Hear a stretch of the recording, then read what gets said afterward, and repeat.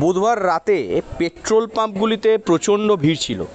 পরের দিন বেলা বাড়ার সঙ্গে সঙ্গে সেই ভিড় কিছুটা কমলেও মানুষের মনে উৎকণ্ঠা এবং অনিশ্চয়তা কমেনি। তবে বেলা বাড়ায় বাঁকুড়া শহর জুড়ে পেট্রোলের সংকট, এমনটাই বলছেন সাধারণ মানুষ।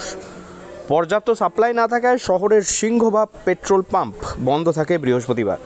হাতে গোনা কয়েকটি পাম্প খোলা থাকলেও ভিড় উপচে পড়ছে। ঘন্টার পর ঘন্টা লাইন দিয়ে তবেই পেট্রোল মিলছে।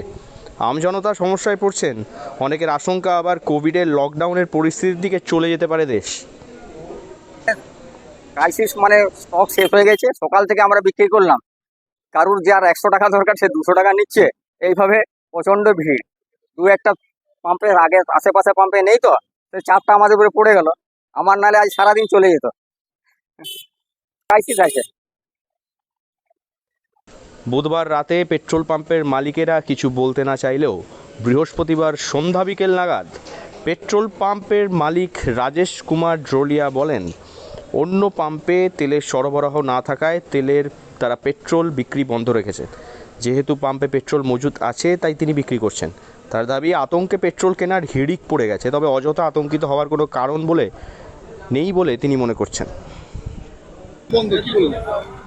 যে পাম্পে তেল নেই তার তো বন্ধ হবে, বাট আমার পাম্পে এখন তেল আছে, সাফিসিয়েন্ট অয়েল আছে আমার কাছে, তো আপনার কন্টিনিউ সাপ্লাই থাকছে।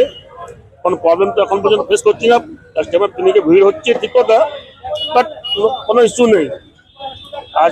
গতকাল আমাদের তেল কোম্পানি সংস্থা আমাদের তেল দিয়েছে, আজকেও দিচ্ছি।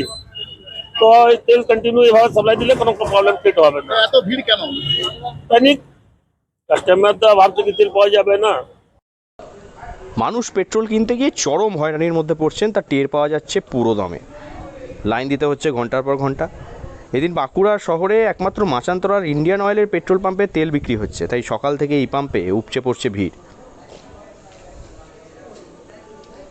মাচান্তলা মোড় ও স্কুলডাঙ্গা এলাকার 3টি পেট্রোল পাম্পে একই চিত্র ধরা পড়ে। লম্বা লাইন যেন শেষ হতে চাইছে না। কেউ তাড়াহুড়ো করে তেল ভরিয়ে ফিরছেন, কেউ আবার দীর্ঘক্ষণ অপেক্ষা করছেন নিজের পালার জন্য। শহরের চেনা ছন্দ যেন বদলে গেছে। এই ভিড় শুধু যানবাহনের নয়, সঙ্গে মিশে রয়েছে উদ্বেগ, অনিশ্চয়তা আর অজানা আতঙ্ক। বাঁকুড়া থেকে নীলাঞ্জন ব্যানার্জির রিপোর্ট, লোকাল 18 বাংলা।